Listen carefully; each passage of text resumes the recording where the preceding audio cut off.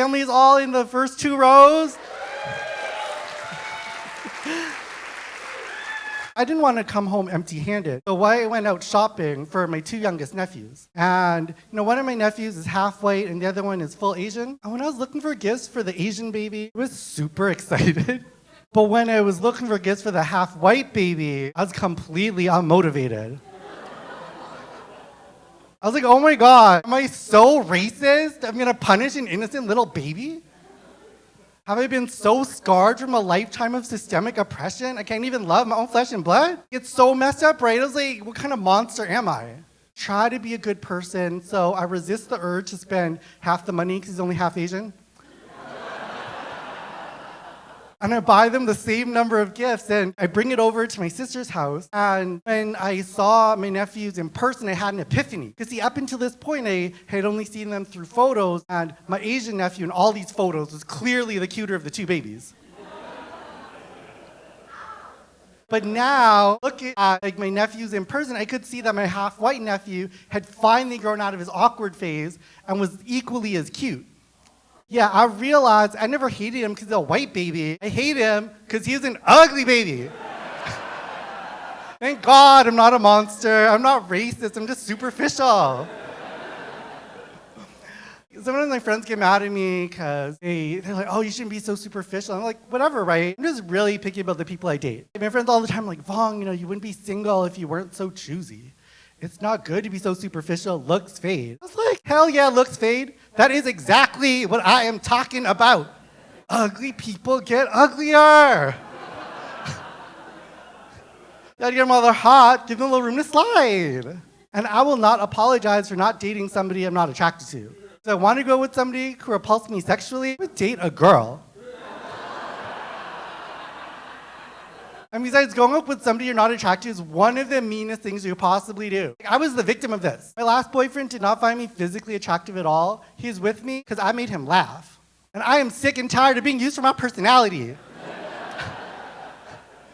I need somebody who wants me for my body for once. This is ridiculous. Why am I going to the gym? So the person actually that I've enjoyed the most reconnecting with has actually been my dad. He's here in the front row. He just turned 75, and I've been able to do, this doesn't sound really mundane, but to me it was really meaningful. I got to take him to the dentist, take him to a few doctor's appointments.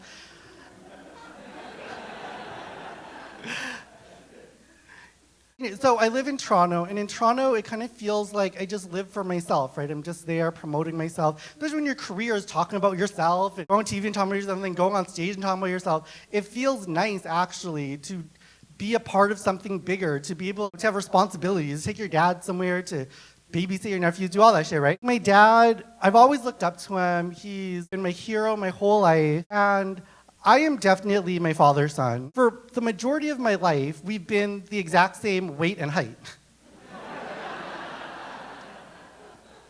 We have the exact same interests. He's like a left-handed mirror version of me. Except everything I was good at, he was that much better than me. Like everything. Even when I accomplished something big, like I was the city champion for badminton. My dad used to play back in Laos and Thailand. A week after I won the city championship, he played me in a practice match and he beat me 15-1. I'm pretty sure that one was a pity point. I always wonder what potential he gave up when he came to Canada, to a country where he didn't speak the same language, because I feel like I'm a watered down version of him and I've been pretty successful. I don't know how limitless his potential was. And so I really thank him for giving us that opportunity, because my dad and my mom in the early 80s made the extremely difficult decision to leave their homeland of Laos, the only home they'd ever known, because the communists were coming in to take over. And so in the middle of the night, during the changing of the guards, my dad rounded up my 4 older siblings and my mom, who was 9 months pregnant with me, and rowed across the river. From what I understand, guards were shooting them. It was crazy shit, man. I can only imagine. And probably due to all the trauma of getting shot at, my mom went into labor.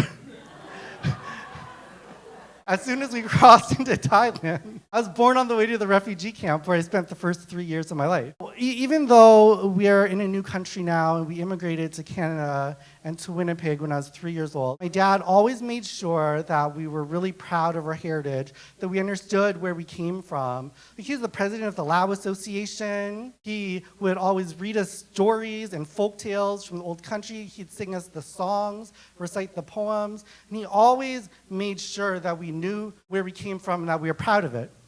Now, I have to admit, when I was young, I really didn't understand or really pay attention. Because I was like, my whole neighborhood is full of strong, proud Asian role models, right? Like, the West End is about 80% Asian. My elementary school growing up, we only had one white kid in the entire school. And we used to beat him up every day.